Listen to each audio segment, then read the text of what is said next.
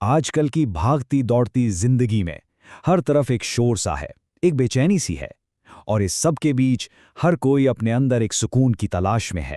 تو سوال یہ پیدا ہوتا ہے کہ جب چاروں طرف پریشانیاں اور انجانے خوف ہوں تو ایسی کون سی جگہ ہے جہاں دل کو واقعی اطمینان اور روح کو حفاظت مل سکتی ہے؟ ہم سب کو زندگی کی مشکلات کے سامنے ایک ڈھال کی ضرورت ہوتی ہے، ایک ایسی روحانی حفاظت، ایک شیلڈ جو ہمیں اندیکھے خطرات سے بچا سکے۔ یہ ایک فطری خواہش ہے۔ اور اسی تلاش کا جواب صدیوں سے ایک نام میں چھپا ہے: حصن حسین۔ اس کا مطلب ہی ہے ایک مضبوط، ایک محفوظ قلعہ۔ یہ کوئی عام کتاب نہیں، بلکہ دعاؤں سے بنا ایک روحانی قلعہ ہے جو مومن کی حفاظت کرتا ہے۔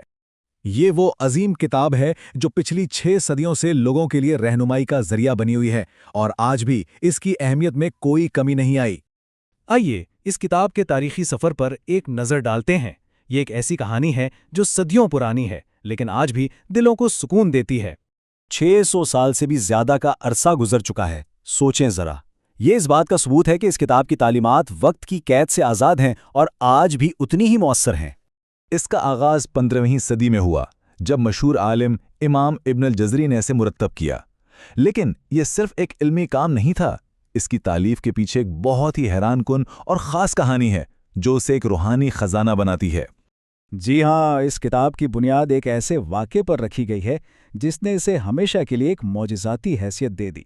تاریخ یہ بتاتی ہے کہ جب دمشق شہر کا محاصرہ کیا گیا تھا تو امام ابن الجزری نے حفاظت کی نیت سے ان دعاؤں کو اکٹھا کرنا شروع کیا، اور پھر ایک معجزہ ہوا۔ جس رات یہ دعائیں مکمل ہوئیں، اسی رات دشمن فوج بغیر کسی وجہ سے پیچھے ہٹ گئی۔ یہ واقعہ اس کتاب کی روحانی طاقت کی ایک جیتی جاگتی مثال ہے۔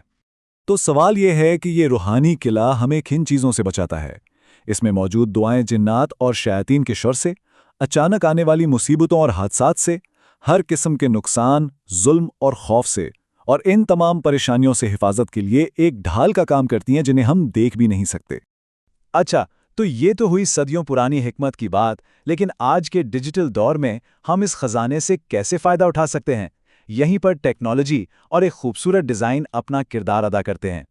وفا سافٹ نے اسی قدیم روحانی قلعے کو ایک جدید اور خوبصورت ایپ کی شکل میں دوبارہ تعمیر کیا ہے تاکہ یہ ہر ایک کے موبائل فون میں ہر وقت ان کی پہنچ میں ہو۔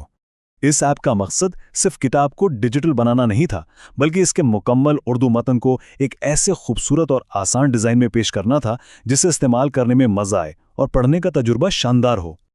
اور جب ہم کہتے ہیں خوبصورت تجربہ تو اس کا مطلب کیا ہے؟ مطلب جب آپ ایپ کھولتے ہیں تو ایک بہت ہی دلکش اسکرین سامنے آتی ہے۔ اندر کے صفحات بالکل صاف، واضح اور اعلیٰ معیار کے اردو متن کے ساتھ ہیں۔ آپ آسانی سے صفحات کو آگے پیچھے کر سکتے ہیں، یعنی نیویگیشن بہت سموتھ ہے۔ زوم ان اور زوم آؤٹ کی سہولت بھی موجود ہے، اور سب سے بڑھ کر یہ کہ ایپ بہت ہلکی ہے اور انٹرنیٹ کے بغیر یعنی مکمل آف لائن بھی کام کرتی ہے۔ یہ ایپ صرف پڑھنے کے لیے نہیں بلکہ یہ ہماری روزمرہ کی پریشانیوں کا حل بھی پیش کرتی ہے، جیسے روز کی بے چینی اور ٹینشن کے لیے ذہنی سکون کی مسنون دعائیں، کسی نقصان یا حادثے کے خوف سے بچنے کے لیے الہی حفاظت کی التجائیں، روحانی پریشانی کے لیے شفا بخش آیات، اور بھول چوک سے بچنے کے لیے صبح شام کے اذکار۔ تو آخر یہ ایپ ہے کس کے لیے، اور اسے اپنی روزمرہ کی زندگی کا حصہ کیسے بنایا جا سکتا ہے؟ دراصل یہ ایپ روحانی ترقی اور حفاظت کے سفر میں ایک بہترین ساتھی ہے۔ اسے اپنے روز کے معمولات میں شامل کرنا بہت آسان ہے۔ صبح اور شام کے اذکار سے دن کا آغاز اور اختتام کریں۔